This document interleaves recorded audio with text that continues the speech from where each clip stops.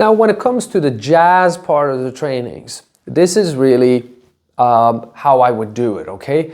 Everybody has their own way, to be honest. If you ask somebody else how they do it, it might be a little bit different. But I've somewhat seen everybody more or less uses the same grid, the same kind of layout, right, for the training.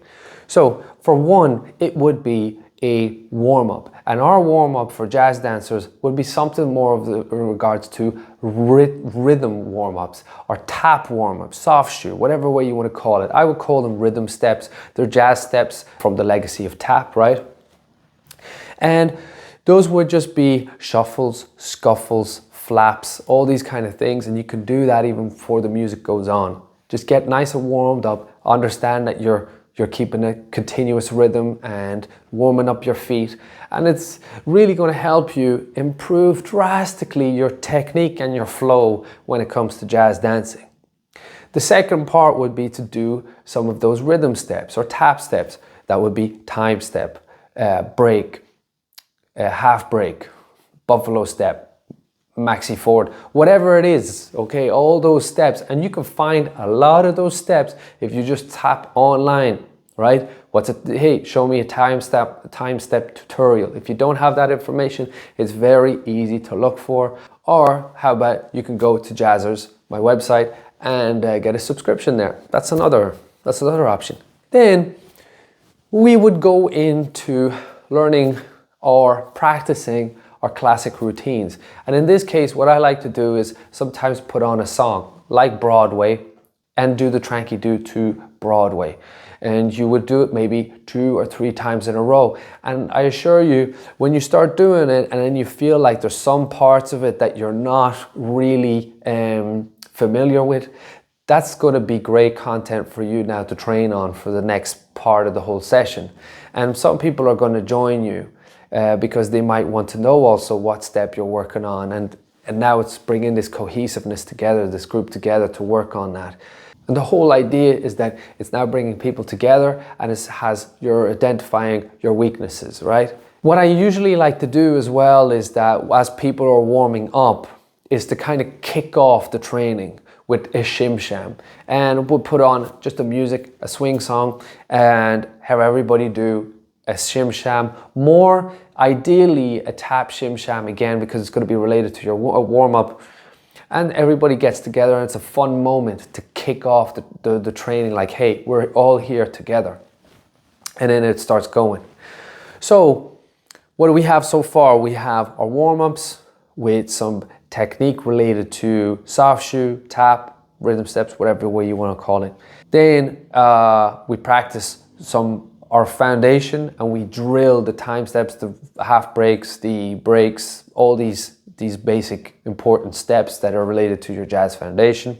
And then after that, either you continue to work on some of your classic routines that you're weak on, or you will go into some drills. Before I go into really drilling my foundation, which I'll go into what that means, I do some freestyling. I just kind of want to let go. So just put the music on, let go, just flowing with the music and start getting a bit creative and letting go. But also maybe tie that to your tap exercise. So for example, you could hit the break. If it's a blues structure, hit the 6/8. If it's a swing structure, hit the 4/8 with a break, a TOBA break, precisely. And this is going to help you not only improve letting go and freestyling and getting creative, but also to be more precise in your dancing and not just doing whatever, right? Now, drilling foundation. What the hell does that mean?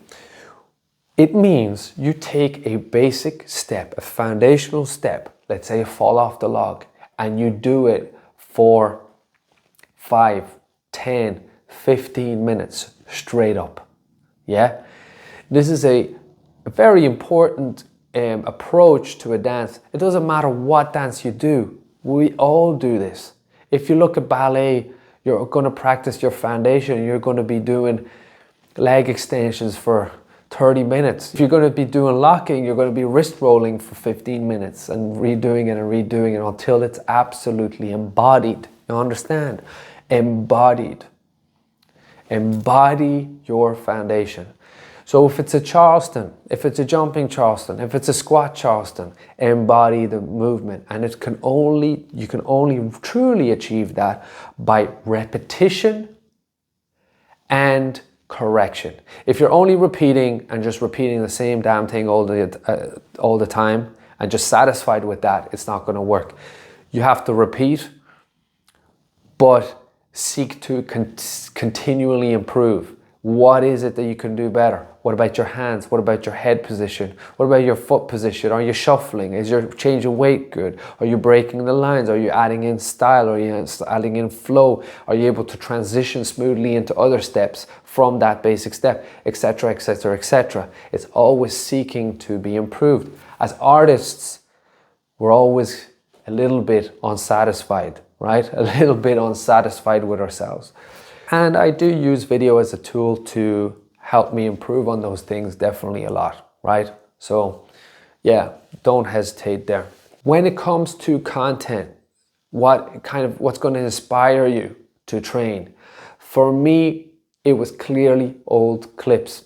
And you could see me at training, and even to this day, sometimes I might put on a little video clip that I found, and I will look at one of the dancers, and I would try to copy them at first, but I would try then just to pick out the things that are important, which is maybe their rhythm or their flow or their flavor. And then of course, just adapt it to my body, how my body works and my body moves. Even for practicing old routines, I would look at the old clips. And for me, it's the most reliable and best source possible. I could say it's my classes online, but even then I will always tell you to go and look at the original material. Some might like to watch a recap of a class or something like that, and that's totally fine, and of course do that if that's your thing. In my opinion, I like to look at the old school. I like the old school style. I like the way they move. And so for me, it was important to be able to learn from them as if they were still around today. And the only way to do that for me personally were through old clips. So that's also a tool for learning new content. And by the way, it's really not easy. It's not easy to break down clips. I might do another video sometime if you're interested about how I would break down clips and make sure that I'm closer to reality of what they're doing. So now we're arriving towards the end of our training, right? If we recap, we did our warm-up, scuffles, shuffles, flaps, whatever. We go into drilling some of our rhythm steps. We go into bring everybody together cohesively, maybe kicking off the training with a shim sham, tap shim sham. Maybe even some classic routines. We're able to identify our weaknesses, practice those aspects in the classic routines. I would use old video clips, even for those that are doing stuff to improve on. After that, I would drill some other parts of the foundation, but there's already so much foundation, by the way, in old routines. So you can drill a lot of the foundation that's in there. But yeah, I would stick to it, correct it, embody it as much as possible. That could easily keep you occupied for at least an hour and a half. And now I would probably transition to Lindy hop into the next part of the training. And in this case, the transition is always good to, what I find is to maybe kick off another old routine. And so it could be the Big Apple, for example. But I wouldn't put it on the song once. I would put it in 2, 3, maybe even 4 times in a row. And so even the ones that are waiting on the side because they feel like they can't do the Big Apple routine, you pull them in because you're just like, listen, we're going to do it 4 times in a row. So you're just going to learn it on the spot, believe me.